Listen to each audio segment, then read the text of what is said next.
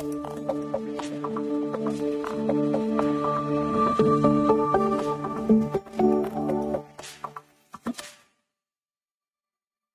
My friends, this is Krishna.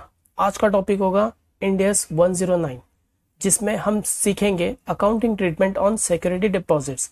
जो हम security deposits देते हैं, जो अपना फाइनेंशियल एसेट्स होता है, वो हम यहाँ पर अकाउंटिंग ट्रीटमेंट सीखने वाले।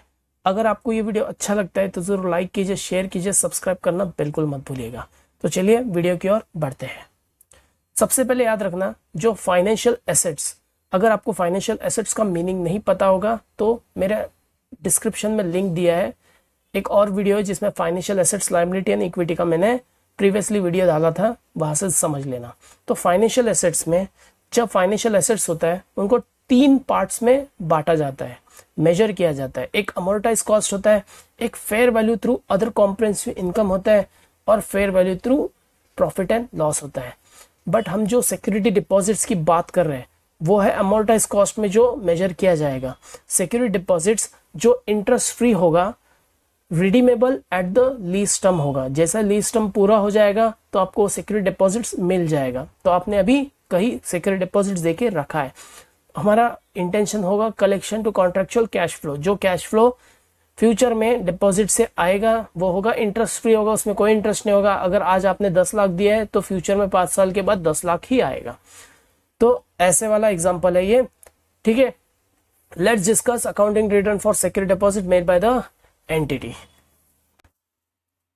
तो दोस्तों चलते हैं अकाउंटिंग ट्रीटमेंट की ओर। तो यहाँ पर मैंने एक्सेल शीट बनाया है जहाँ पर क्वेश्चंस है अपने। एक क्वेश्चन है जिसके बेसिस पे आपको एग्जांपल के थ्रू आपको मैं ये समझा दूंगा, ठीक है। तो फर्स्ट जो है टेबल में हमने दिया है डेट ऑफ सिक्योरिटी डिपॉजिट। जो हम डेट सिक्योरिटी डिपॉजिट किया है उस डेट पे 1 अप्रैल 21 है। उसके बाद है सिक्योरिटी डिपॉजिट फिनिशिंग डेट, मतलब ये टोटल मिला के 5 साल का है तो 31 मार्च 26 ये लास्ट डेट है इसका लीज का, ये सिक्योरिटी डिपॉजिट का। नेचर लीज है, टोटल पीरियड 5 ईयर्स है, और assume market interest rate for deposit for similar period to be 12%। तो मान के चलो कोई दूसरा डिपॉजिट किया होता जिसपे इंटरेस्ट रेट होता तो 12% मान के चल रहा हूँ, यही अपना क्या बन जाएगा, डिस्काउंटिंग रेट भी बन जाएगा। उसके बाद है 6 में सिक्योरिटी डिपॉजिट, और अपने को 10 लाख का सिक्योरिटी डिपॉजिट हमने किया है। तो याद रखना ये बेसिस पे मैंने इसका प्रेजेंट वैल्यू निकाला है। प्रेजेंट वैल्यू का फॉर्मूला देख लेना पॉज करके, ये प्रेजेंट वैल्यू का फॉर्मूला है जो 1 2 3 5 ईयर्स तक रखा है। बट जब ये हम करेंगे, इनिशियल रिकॉग्नाइज करेंगे, तब हम 5th ईयर का बेस लेंगे, ठीक है। तो अपॉन इनिशियल मेजरमेंट, जब इनिशियल मेजर करूंगा तो क्या होगा, तो फिर से एक टेबल है उसमें देखिए कैसा मैंने प्लॉट किया है। सिक्योरिटी डिपॉजिट 10 लाख का है, टोटल पीरियड 5 ईयर, डिस्काउंटिंग 12% है।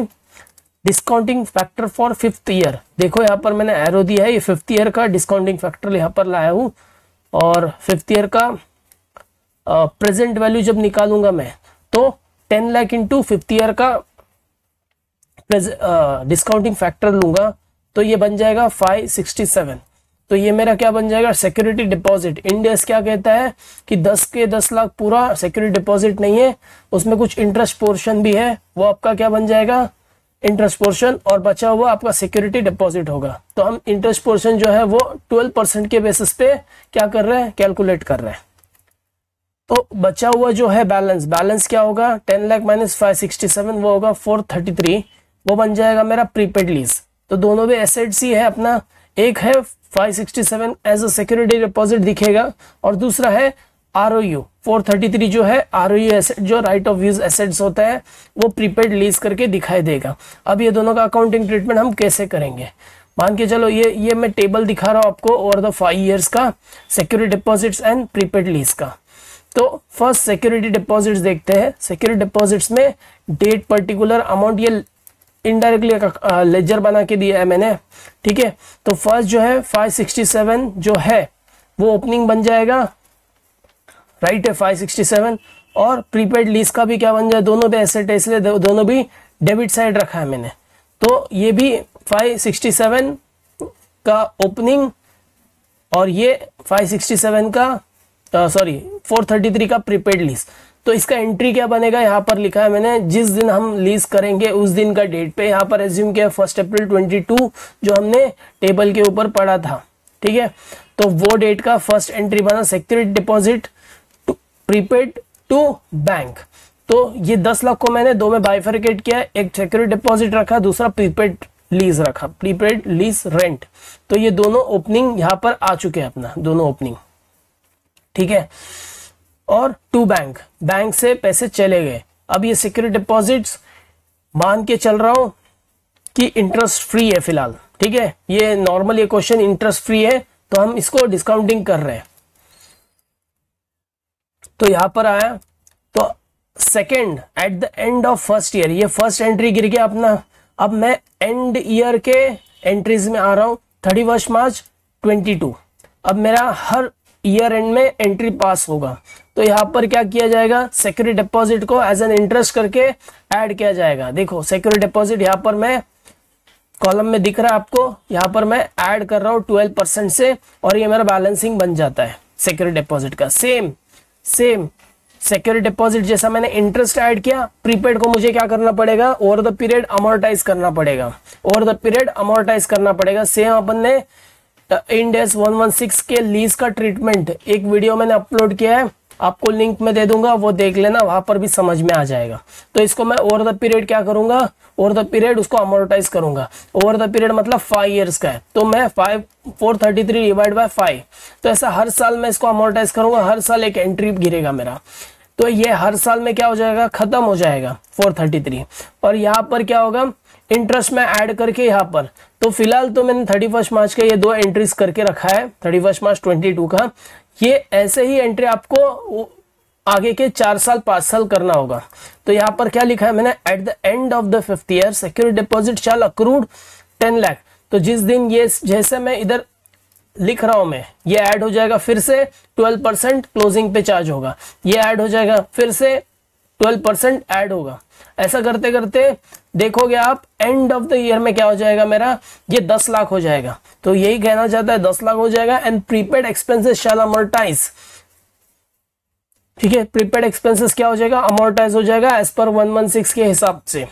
ठीक है, और मैं डायरेक्टली अब कहां पर आ रहा हूं, मैं मार्च 26 पे आ रहा हूं। आपको ऐसे ही एंट्रीज कब तक पास करने हैं, 23, 24, 25 और ये लास्ट का मैं 26 का बता रहा हूँ, क्योंकि उस 26 में वो डिपॉजिट मिलने वाला है मुझे।